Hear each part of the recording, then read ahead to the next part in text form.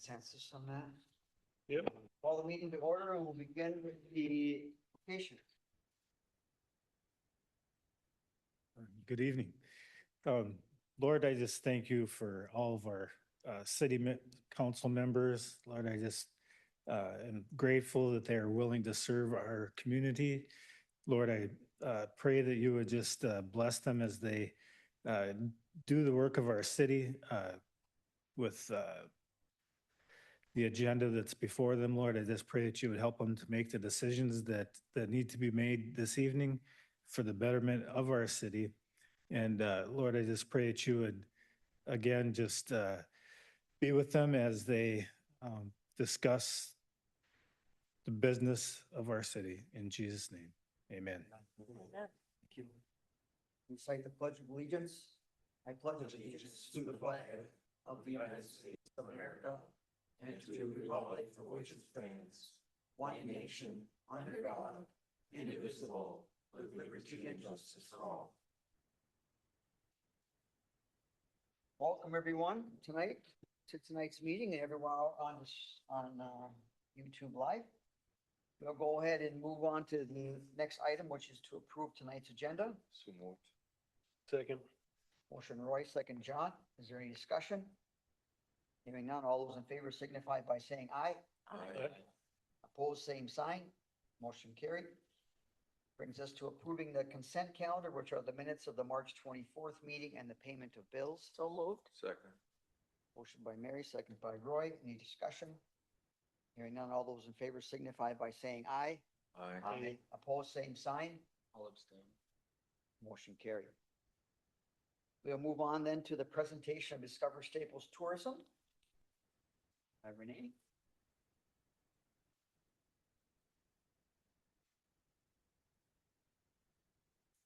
Testing. Okay. Hi there. My name is Renee Kroll, and it is time for our annual check-in with the city from Discover Staples.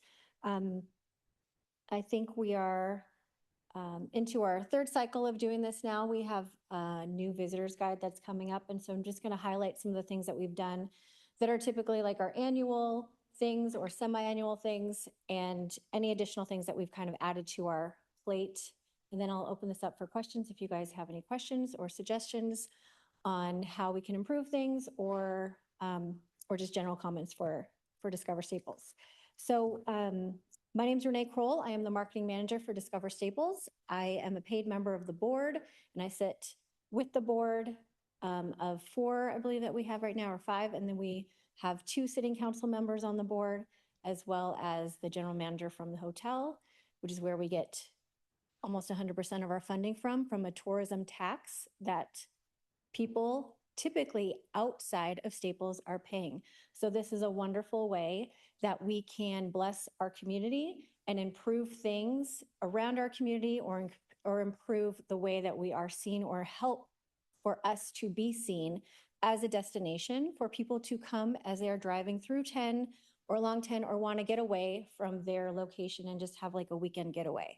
So some statistics that we found super helpful in working with the state chamber, which we are members of also. Though we are not members of our chamber, we are a different entity as we are a 501c3. Chambers are typically a 501c6 as we move forward. So under LEAP, we are able to advocate for Staples. And in that case, we have found that our biggest draw is typically from St. Cloud, or 2 hours radius of Staples. And so it is not our goal to try to attract people who desire modern, fancy, best of amenities. If they want the Minneapolis and the cityscapes and the skylines, of course, that is not who we are trying to get or who we pretend to be. But if you want a small town charm, if you want peace, if you want fresh, clean air, if you want to be able to walk down a street and see kids riding their bicycle, if you want to go into a community bar or restaurant and hear that people are knowing each other's names and people are calling each other by their first name as they walk into a facility, that is where we are. And that is what you would find when you come to Staples. And so that's kind of the vision that we have and that we are helping to promote. We are also promoting the river and a place to escape and have fun. So kind of wide open spaces and family friendly and pet friendly adventures as well. So with that being said, our new visitors guide is out on draft. So you guys have all, or will all get an email of it. And we are still in the editing process. So we will have, you guys are the first ones to see it. We will also have our board look at it and then be ready to print. So we were able to do that with a grant from the state of Minnesota. And with that matching grant, we're able to print 5,000 of these. We will print probably up to 12,000. So that is another place, an opportunity that we have been able to use tourism dollars to help our local businesses or organizations be seen and get noticed outside of Staples. Because for every impression, it's less than 25 cents per impression that they are going to get from other people outside seeing this. And the people that are seeing this are everyone who's sitting in a waiting room at Lakewood, which is thousands of people. Everyone who's going to the hotel, which is also thousands of people. We go through thousands of visitors guides at the St. Cloud Visitor Center. We cannot keep them in stock, and they are located front and center. So those are our people who are wanting to like learn more about Staples. We are a doable trip for them. We're just an hour away.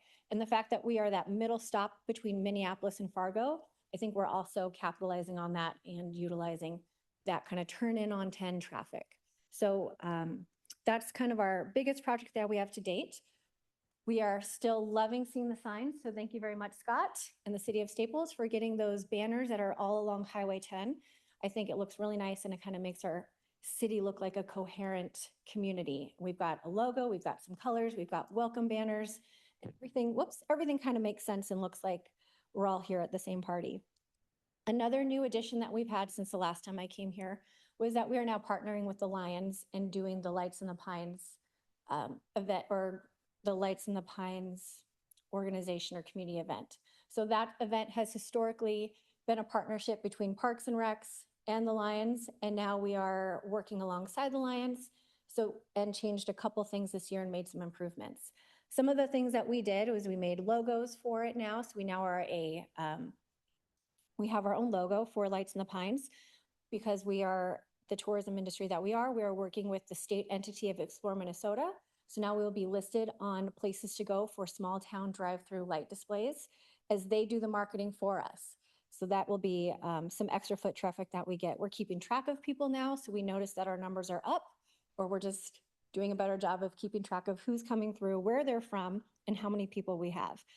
And really appreciate the people who are able to help, including our very own mayor, the first night that we were open. So that's always nice to have a community involvement from all of the people throughout our community and the hats that they wear. It's really nice to feature that. We are going to be creating a walkthrough experience next year where people can have roasting marshmallows, kind of like a Bentleyville moment. Though we can't do that every weekend, we will have one night where we'll partner with Lakewood to help make sure that this is something that's family friendly, that gets people out and moving in a safe way before we get too much ice on the trail. Another improvement that we made was we had worked with the Lions to lift the lights so that we can get vans to come through, because we definitely want to give people from the manor, or as we have teams driving through our community, that they don't just hit through Dairy Queen, that they also come through the light display. And if they come through the light display, we send them back into town to get some dinner or transfer some of that business so that that money stays in our community and those experiences stay here. And we will be continuing to work on Railroad Days as that comes up this summer and improving that, working on grants to make that a big and better event. We've also now included helping to pay for, rather than going outside of town, to pay for day labor kind of help. We had the opportunity to pay a community inside of Staples to help with the volunteers that needed money. It was great to help the Sacred Heart area schools raise money and also get help from our community. So that's going to be another addition that we have, that local organizations can benefit from the need that we have, and also take pride in their own community and help us keep the Railroad Days clean and festive and welcoming to other people, and let us know if we have any issues that arise. So it was really great to see that group come out. And I think, as though it was, some tough work sometimes, I think everyone had a really good time and is willing and ready to do that again. Other than that, we're going to be working on a brochure and hiring someone part-time to help with social media. Those are the big changes that we have going on this year and some of the things that we're pretty proud of to have. So if you guys have any questions, I'd be happy to answer them. Otherwise, thank you for your time. Anybody have any questions for Renee? Doesn't look like it. Okay. Thanks, Renee. Thank you. Thank you.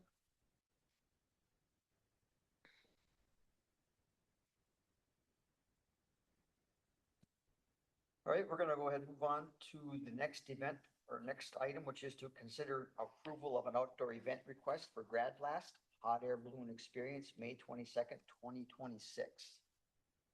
So a copy of the request form is in your packet. This would be a tethered hot air balloon. Looking at using the west half of our snow storage lot over there, so it's close to the school because it'll happen between graduation and Grad Blast. So opportunity for kids to hop in, go up, get pictures, come back down. And Renee is also the person who made the request, so it's fortunate she's here to answer questions. Any questions? I'll make a motion for that approval. Motion by John, second by Mary Jo. Is there any further discussion? Hearing none, all those in favor signify by saying aye. Aye. Opposed, same sign. Carried. Brings us to item number 7. We're going to consider the approval of Staples Fire Department Standard Operating Procedures Manual. So in your packet is proposed procedures manual. So basically what this, along with our personnel policies, which we approve for all city employees, which fire department members are indeed city employees. This basically, from an operational standpoint, takes, most of what the fire department has already been doing, their procedures and practices, puts it into a single document. Probably the big change is that the fire department has always operated under bylaws that are not necessarily bylaws that, I don't know when the city council approved those, but that outlines certain processes that are not kosher for city employees. Basically having membership vote on the hiring process. Having elections for officers, whether it's the assistants or the chief itself. The bylaws spell out basically an investigation committee. So if there's any disciplinary proceedings, it would typically be the officers that would investigate that. All of which the League of Minnesota Cities Insurance Trust, as well as our labor attorney, basically say major liability issue. So been working with Cole as well as the other officers in the fire department to get this document together, answer any questions that they've had. I think the fire department membership itself has had numerous meetings where this has been discussed. We've met with the officers, tried to incorporate, any issues or concerns, that people have brought forward into this. And I think, oh golly, this has been, I was talking to Scott Braith about this when he was chief. So, but I think now is the right time to do it. And happy to answer questions. I don't know, Cole, if you have anything that you want to add to it, or Blake.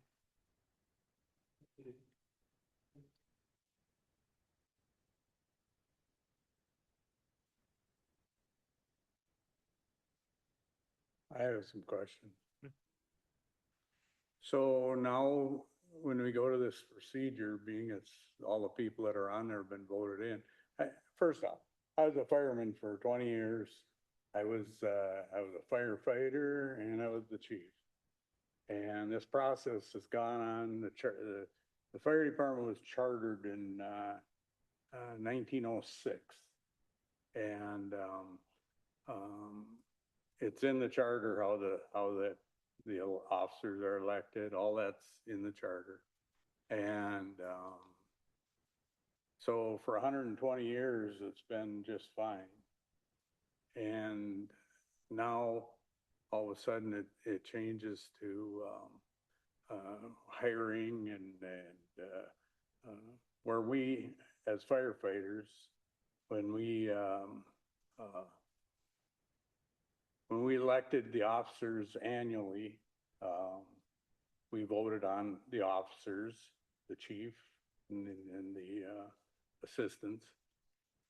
And it made a harmonious relationship within the department, and everything was fine. I don't understand why now there's, and I know that there was some rumblings about the, back when I was on there, about electing people or voting on people. But, everything worked fine. It works fine. But what I see in this is, that, whoever happens to be an officer, or whoever happens to be the chief now, is the chief until they decide not to be. And I think that some of the benefits of being on the fire department or was having a say-so.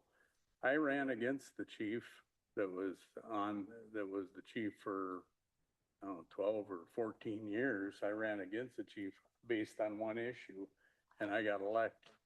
And it changed the whole way the department operated and moved it what I think was better, and I think that I don't think you'd find anybody that disagree with that.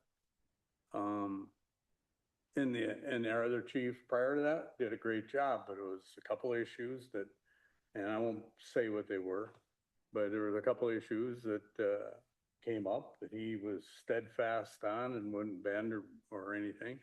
And I just think that we're changing something that we're trying to fix something that don't need to be fixed. And I'm not sure how it originated other than, but I mean, there's some things that could be done to, and I have had some input from other firefighters about it. And it's not exactly harmonious. I don't believe that this is, I mean, the change from bylaws to policies, I guess that's not a big deal. I think the big deal is whether or not you get a chief or get a opportunity to decide who's going to lead you, and rather than going through a process now where if things aren't operating harmoniously and within the department, now they have to go through the process of firing the chief if he won't quit, and all that, and who knows, legal fees and everything else, and that all got handled the first meeting in January every year. And I don't think that anybody should have, I mean, I think that fire department's different than any other of the departments in the city, because it's basically they're volunteer. They do get paid, but it's volunteer. And it's I think that we're creating something that by doing this, at least some of it, I think that creating something that don't need to happen. And I think you take away a lot of freedom of decisions that firefighters got to make. There's very few rewards in that job, but that's they get to make a decision who leads them. Now and who are their leaders of the department. And I think that's the service to our department, and I think it's something that makes no sense to me, because why fix something if it isn't broken? We seem to be doing some of that around here anyway, and it seems to be kind of a not so. And I don't know if anybody else had seen any of this prior to it coming out in the minutes, but I'm definitely not. I'd like to know more about it. I'm not closed-minded about it, but I'm certainly not willing or ready to vote on it tonight. make a decision on it tonight. Because I would like to get more input from the firemen and, how they think that, things should go. I'm not saying that Cole, you're doing a great job. I think everybody, I don't know where you're at on this deal, but, you got elected the fire chief and I don't know what the circumstances were when you ran, but I think you wanted to make some changes and I think that that's, taken something away from the fire department, and not to say that the leaders are bad leaders, or it's just that it's something that, has made the fire department work quite well over the course of time. Everybody digs in or gets, you're in a job just so long, and then pretty soon you think it's your job, I guess, and you want to put your ideas forward and it, but I'm not ready to vote on it. Well, could you speak at all a little bit to how it came to transition to where it is now today a little bit? Why don't you, if you would come up to, just maybe speak to that a little bit for the rest of the council Sure. members. Sure. So like Gerald hit on a little bit, the meat and potatoes of this is all stuff that we've done before. It's just that, like you said, that election process that the League of Minnesota Cities and our insurance trust and our labor attorneys have said that that's the not kosher part. So if the rumblings that we have heard from the firemen, is that portion. But we've met several times and met with the city administrator and tried to come up with another idea on how they can still have input. And it spells out in there that the firefighters are still on the hiring committee and make the recommendation. But the elections, obviously, the way that they do it now is not the kosher part. That this was our way of kind of wrapping it all together. We've been working on this for almost a year, probably, putting it together. But that we've had lots of inputs, lots of meetings with the firefighters, and I think the last probably 6 months has been trying to figure out another way, because they, like you said, they like to choose who they have as leaders. But the way that it's spelled out now was the easiest way, or the best way that we could come up with as a group. You said that there was some entities that were kind of encouraging us to change to this, and what was that entity again that was? The League of Minnesota Cities. Minnesota Cities. Correct. So that are other fire departments going this route? Correct. So, in our area, Wadena, they're one of the newer ones that have gone to it. I know Verndale is in the process. They've had some issues. We've always had a paid chief, as far as I know. They've always. Very well could have been. They've always had. Wadena went away from the elections and Changed went to, Well, To the process that we're going Right. through here. I would guess maybe 5-6 years ago, something like that. Yeah. I know Motley, theirs is very similar to this. So it's sort of the change that's occurring. Correct. in Fire departments, and it's been, so I guess one question I have is because Cole got the lucky ticket here, he happened to be the chief when this all came about. Is he the shoe-in now, or does he have to put in a application like, and with other people want to be the chief? He has to put in an application, Sure. you're gonna do interviews, all that? Is that how that's going? Yeah, so all of our positions were, the description and the job was posted at the fire station for all to see for, I think, 2 weeks or 7 days, something like that. And it was announced to everybody. And then there was an internal application process. We had very few people that were interested in the positions because we obviously just held an election in January. So I have a couple of questions. So, so Gerald would hire you. And I truthfully, I would like to be able to look it over Sure. until the next meeting anyway. I mean, there's a lot to absorb. Mhm. But, and then there'll be a committee that will go on person? Of the firefighters. Right. And who picks those, the people on that committee? The way that we did it, our department, we had a meeting, in our department meeting, and they volunteered to be on the committee. So it's the firemen themselves that would be on it, and how many of them would be on it? 5 is what that says in there, so it's or an odd number, I'm sorry. Do they, any of those hold positions now? The 5 that are gonna be on this committee, or can you be on the committee and hold the position? So, the way that it says it's 2 officers, and then 3 firefighters. And obviously, if it's an involved officer, like for that officer position, you can't be involved, or if you're a sibling or stuff like that.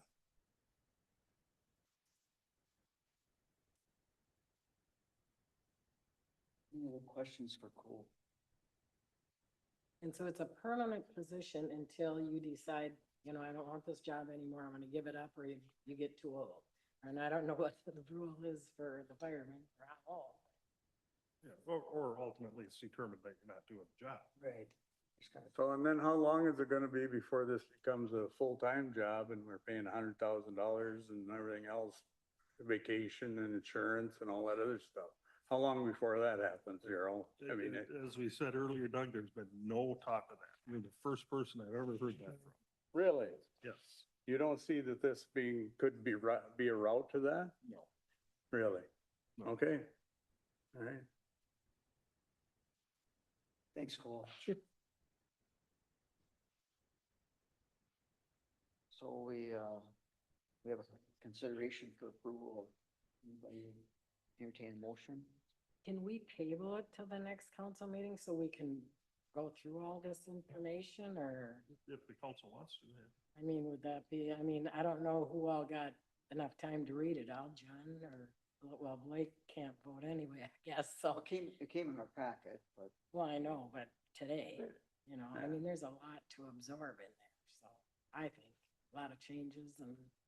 You can move to table it and then that tables it to the next meeting. I make a motion to table it. we have a motion to table. Second. Second, Mary Jo. Any further discussion? No, there's not for me. All right, then all those in favor of tabling signify by saying aye. Aye. Opposed? Aye. I believe it passed for tabling. Who was that? It was you and I that were the, Roy, you were table? Abstain. So we have, I voted to not table. oh, so we have, 1, 2, 3, not table.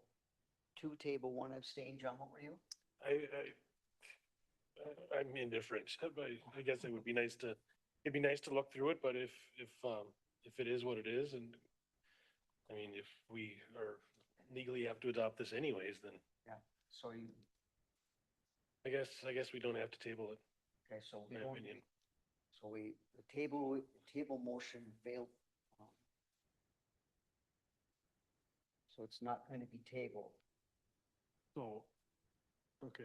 Motion second. Roll call. So, yeah, Roll so call. 2 of you voted to table.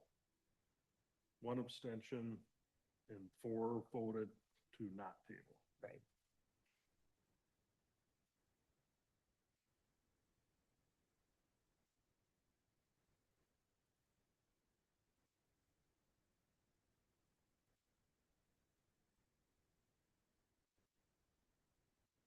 I'll move the approval of the fire department, Staples Fire Department Standard Operating Procedures Manual. Can I ask one quick question? Cole, I know you went through all this work to do this. Are you in favor of it? I know you've gone through the work, doesn't mean, Yeah, so, obviously, many of you know what I do. I've been my full-time work, liaison between the state and the fire departments. Yeah. So I see this in my daily job. So I think we went about it the right way, involving our firefighters. Blake and I did a lot of work on this.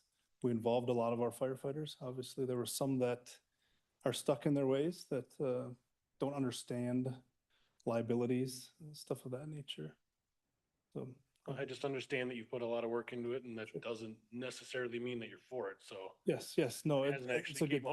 point. Yes. So, okay. Motion from Mary. Second. Second, Blake. We have a motion and a second. I guess we could open it up for a little bit more discussion. Hearing none, all those in favor signify by saying aye. Aye. Opposed? Aye. Motion passes. Move on to item 8, consider approval of resolution 2029 accepting donations. Copy of the resolution is in your packet. Both donations for the Bike Rodeo, Fire Relief Association and Trident Seafood.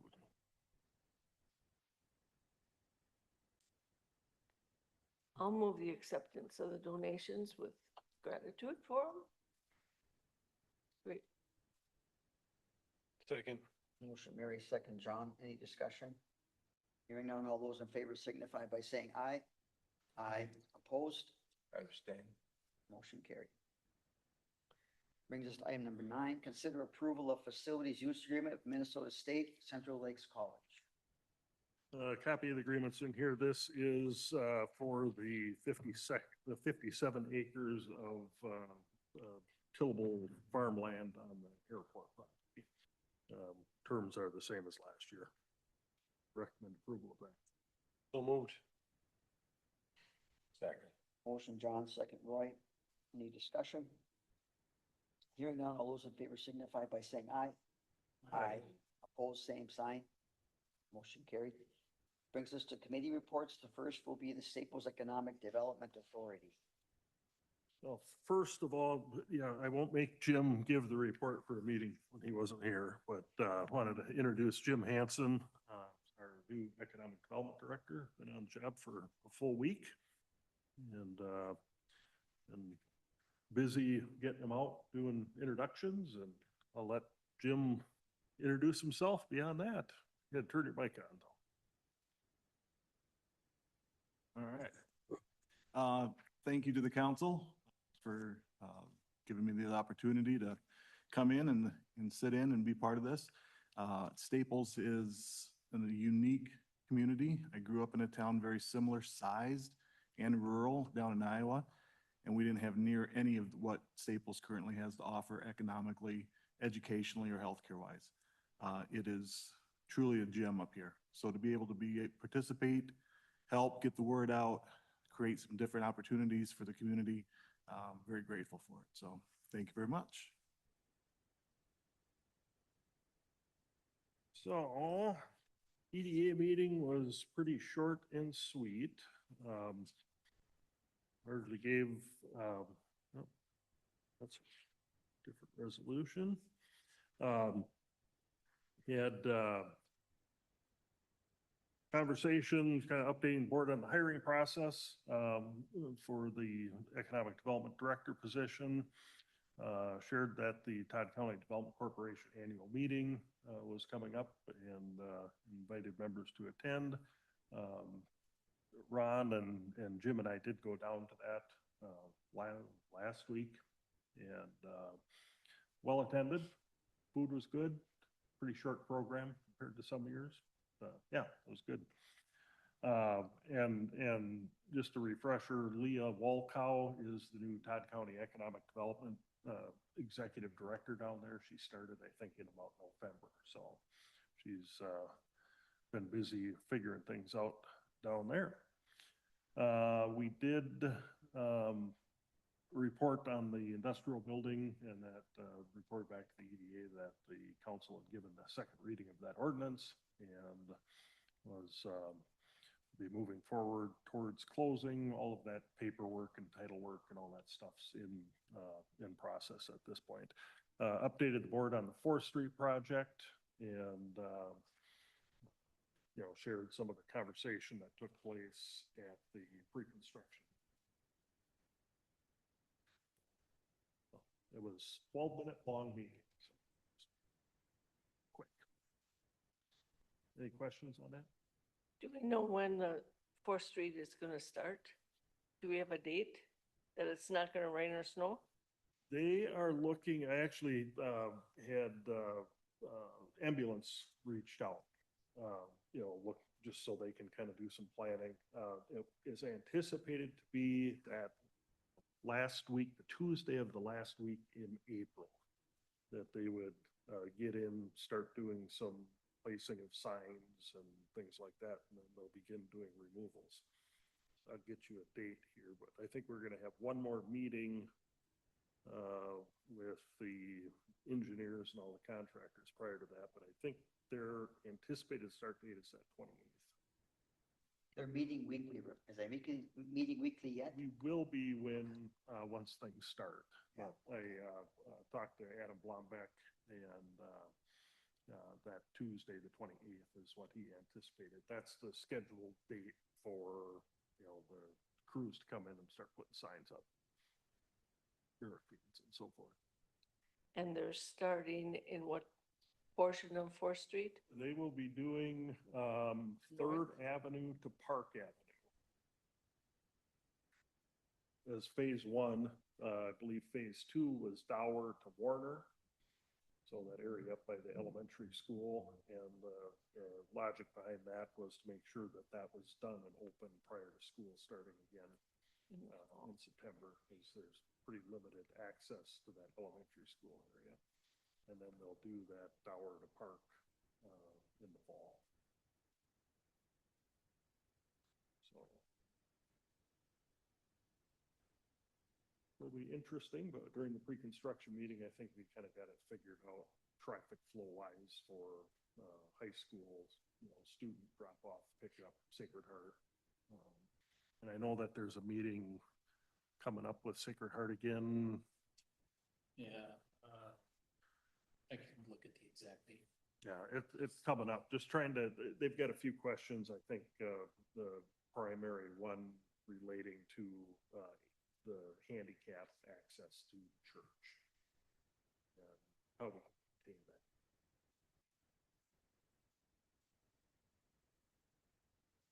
Nice to have that alley as access to be used too. Yeah, and I believe what they're anticipating is for the student drop off and pick up for the school, that we would close that alley. So the students would be able to walk to the south side of the church on Third Avenue. Oh, okay. And that's where the kids would interact with buses. And I think most of it is related to the special, band, choir, that type of stuff intermittently during the day. Friday was the meeting with Sacred Heart and the school. This Friday? Okay. So it'll be sure that all of the plans will change, just like they always do. We'll get through it. Any other questions for Gerald? We want a Public Works Commission? I have a lot of stuff in here. I won't go over everything unless you guys, I'll hit the action items, but if you guys have question about anything I don't cover, feel free to ask, but otherwise I'll just concentrate on the action items. So we had a couple of property owners on Fourth Street. They have newer sewer services, and they're requesting a waiver for not getting assessed for them, being that they don't need to be replaced. However, the county requires everything to be replaced. I'll talk to Lauren about that issue, but if obviously if he says no, they could stay, then we don't need to worry about it. But if he doesn't, they're requesting a waiver from the city that they don't pay an assessment on something that doesn't really need to be replaced. The commission voted to make that recommendation, and so we're looking to the council for that recommendation.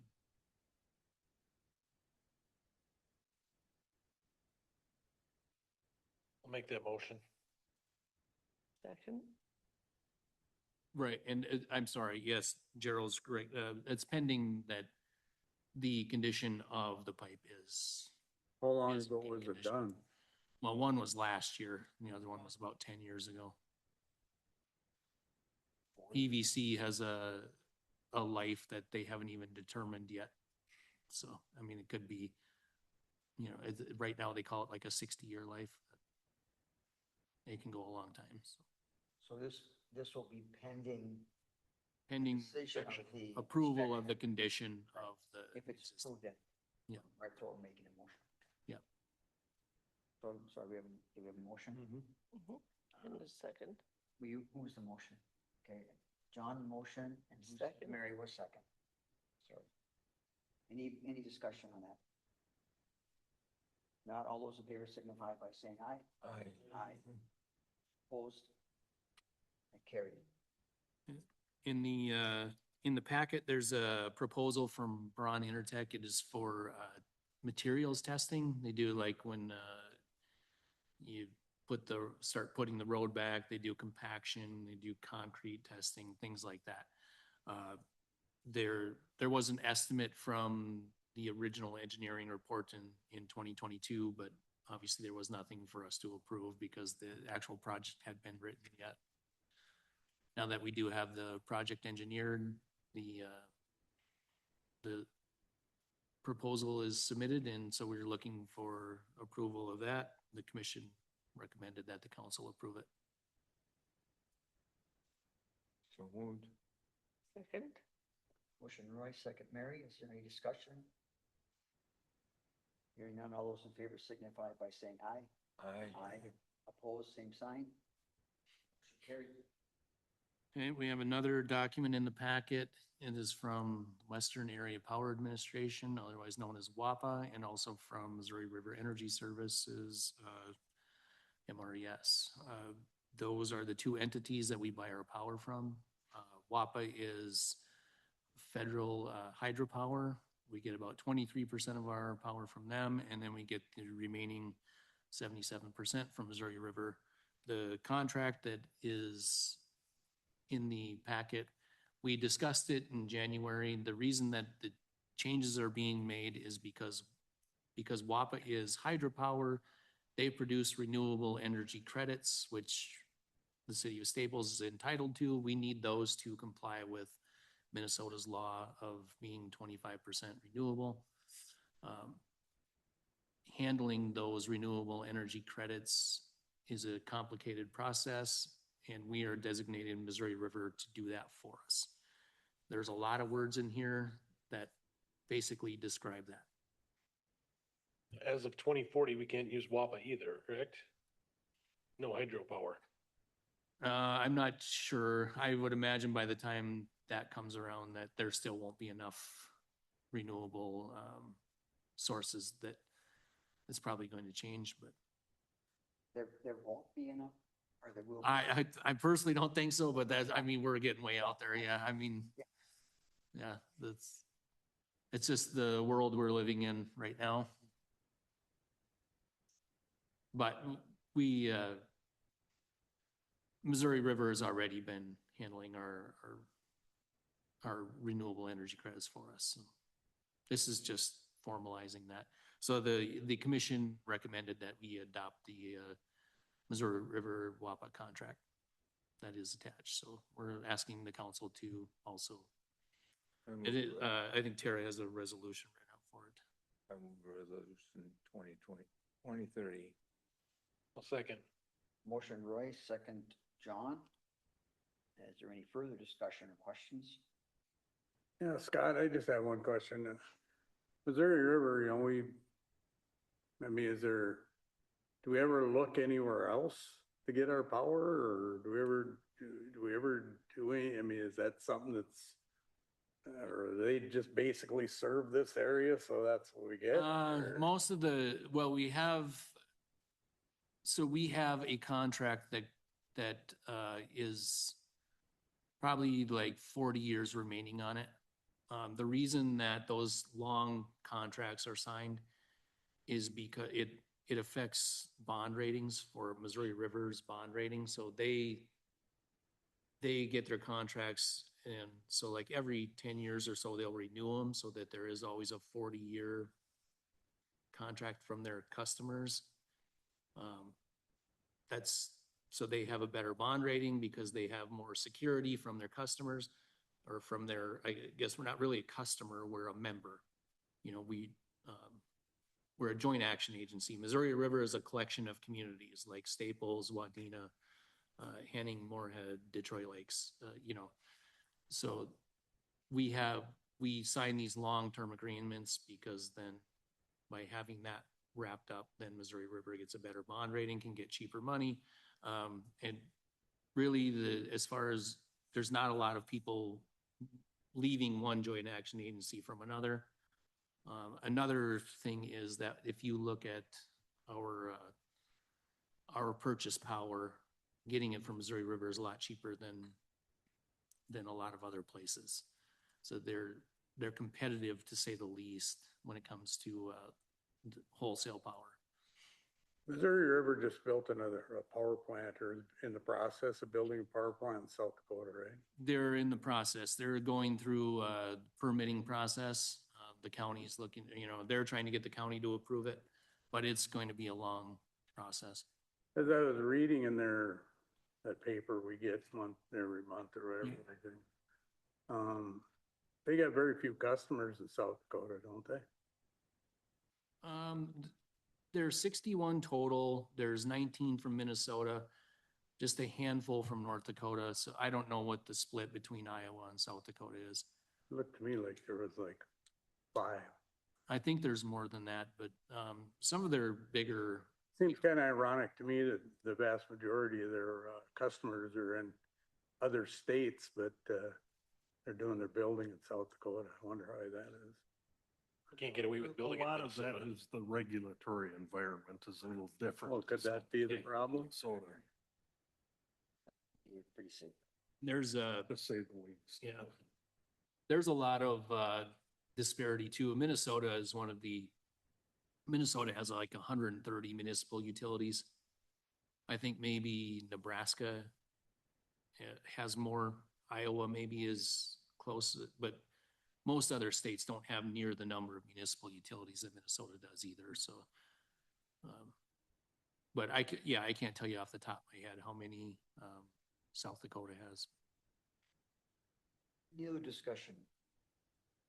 Just one last thing is one of the biggest things misconceptions I hear out in the community about our energy is people think that there's a lot of people making money at the top. It's not a Excel Energy where there's a board and investors that make money.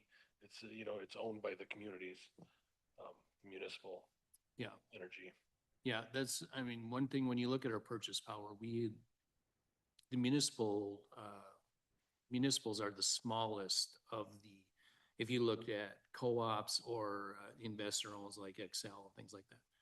Municipals are the smallest. That's why we join these joint action agencies, is for buying power and for influence and things like that. But yeah, there is a president, CEO and things like that, but there's no shareholders. Nobody gets anything. There's no making money off of the profits or anything like that. Thanks, John. One motion and a second. Go ahead and vote. All those in favor signify by saying aye. Aye. Opposed, same sign. Motion carried. Okay, last item that I'm looking for action from the council is we have one customer. He had to make some changes to his electric service. I can't speak openly in the meeting because we can't talk about electric customers in a public setting. If anybody wants to ask questions, I can answer some off the record. But anyway, we have a customer that had to make some changes to it's a commercial service. The changes he had to make required his peak demand to go up, and we have a threshold for what we call it being an industrial customer. So if your peak demand goes above 50 kilowatts, you find yourself in that industrial commercial rate. So this customer, his peak demand went to 51. It drove him into the industrial rate. But just by that little change, it changed his electric bill from $75 to over $1,200. Seems like there's probably somewhere in between that, the actual cost of, our cost of service to that customer would be somewhere in between. So we left him on the commercial rate for the time being until I get approval from you guys to take a look at this and see if we can find a middle ground to come up with a proper cost of service and then, which would then be the proper rate for that customer. The commission recommended that we leave him at the commercial rate for the time being, which would be a $75 bill. And then allow me to look for a better solution. So we're asking the council for that recommendation. Do we have any other commercial people that are in that situation that they're just barely No. over? Or? No, the reason that this is so bad for this customer is if you are a large commercial customer, and you have that high peak, but you use a lot of kilowatt hours, you're buying that high peak, you're paying for that, but that rate gives you cheaper kilowatt hours. So a lot of times that just balances out.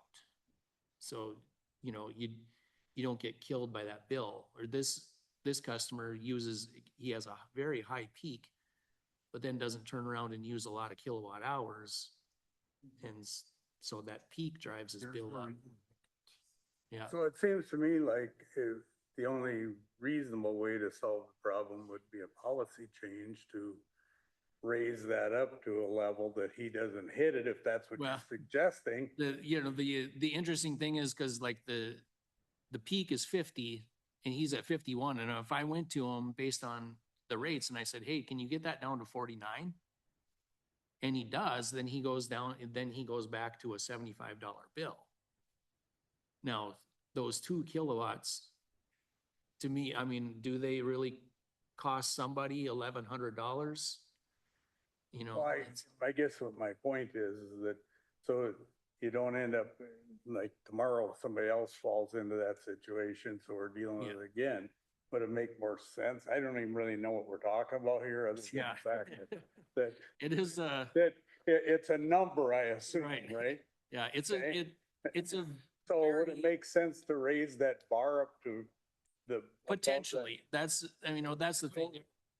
We just, But then that part is just a moving one, because What- then it could happen again at that higher level, so. yeah, I think what, the smart thing to do today would be for you to explore.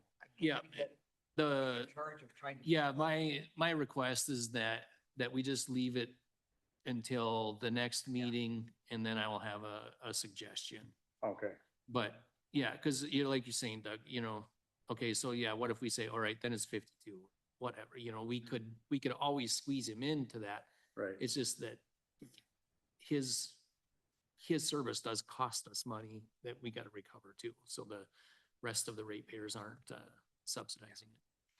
I'll make the motion to leave them at the lower rate until you can come up with a better plan. I'll bring something to you next month. Second. Motion John, second Doug. Any further discussion? Hearing none, all those in favor signify by saying aye. Opposed, same sign. Motion carried. Street sweeper will be here tomorrow.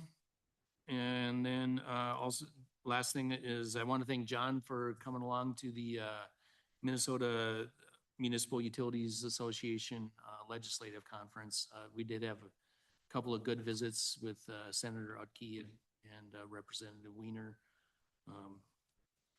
But nothing major to report. We did kind of push them for the bonding bill, but they seemed to me on the fence about it, so. It's really hard when you're talking to people that have the same feelings as you in the first place. Yep. It's, Right. they nod and smile, but it would be really nice to be able to make that contact across the aisle and talk to people that don't agree with you and try to sway their vote. And it's hard to get them to even sit down with you, so. That's all I have. Thanks, Scott. Open forum. Anyone here today would like to speak, have an opportunity to speak at open forum? Going once, going twice. All right, we'll move on to the city administrator's report. Just a couple items and we'll, I'll show the PowerPoint probably at the meeting, next time of the community center locker room project that we did, with Park and Rec. Went over there today and did a walkthrough of where we're at. Painting is done, lighting is done, a couple of fixtures to install. Floor tile will start next week.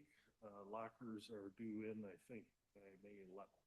So coming along, it's looking good. To have that up and running before swimming lessons. So, the other thing we talked about at Park and Rec that I'm gonna throw out to the council, and I don't necessarily need a decision unless there's consensus on this. I don't wanna just drop it on you, but the caboose.